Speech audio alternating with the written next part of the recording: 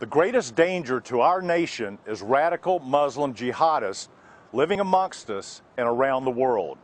For almost 20 years, they have declared war on the United States with attacks worldwide.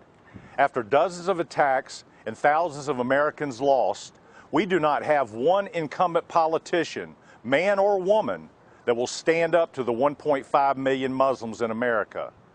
Millions of Americans say, screw the Muslims.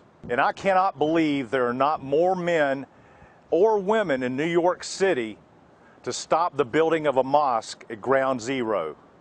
What the hell is this country coming to? About 6 years ago, while stopped at a convenience store in Jacksonville, Florida, owned by a former Iraqi lieutenant under Saddam's tutelage, if you will, the owner started raising hell about pictures of Iraqi prisoners being embarrassed in prison. He went on to say that if al-Sistani, a leading Iraqi cleric, were to call for a jihad, that he and others in America would be obligated to carry out acts of war on American soil. Well, after some heated words, I left and I called the FBI. Before leaving, I asked the agents a couple of questions. Off the record, how many Muslims in America want to hurt Americans? His answer was, more than you want to know. I then asked, how can I do my part as an individual? He said, stop trading at Muslim convenience stores because they use those stores as cash machines to fund terrorism around the world. And as he left, he thanked me for the call. I would encourage each and every one of you to pay attention out there. If you see young Middle Eastern men, 19, 18 to 30 years old, pay attention to their behavior. We have to help the police and authorities protect us from these lunatics. They should not be able to serve in the military. Immigration should stop all Muslims from coming to this country until they round up the tens of thousands that have overstayed their visas. And all Muslim prisoners should be tried in Guantanamo Bay, Cuba. Death should be given to all convicted as enemies of the United States.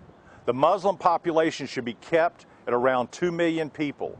Muslim clerics calling for jihad, or Muslims, period, calling for jihad, should be deported immediately. Most Americans do not like most Muslims. And the reason is, in part, their backward-ass society, the way they treat women, and so forth. But we especially don't like the fact that no one politician in America will stand up to CAIR.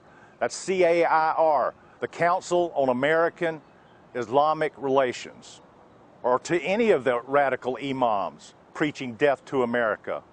On behalf of the more than 60 million plus conservative sportsmen and women, we'd like to let you know we are gun owners, we are hunters, we are fishermen, we are outdoor folks.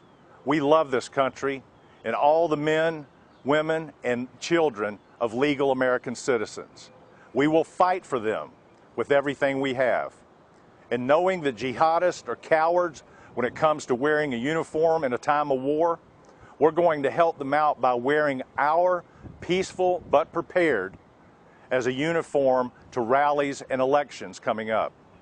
Carrying our legal weapons, either concealed or non-concealed. Muslims in the United States need to understand there are millions of us that know your intentions, and we know that politicians are afraid of you. So please be advised, we, the conservative sportsmen and women, are not afraid of you. We will run your asses out of this country, if we have to, one by one. We will not live in fear of the next attack at a high school football game or a shopping center. If you want to join the fight against radical Muslims in America, I'm your Huckleberry.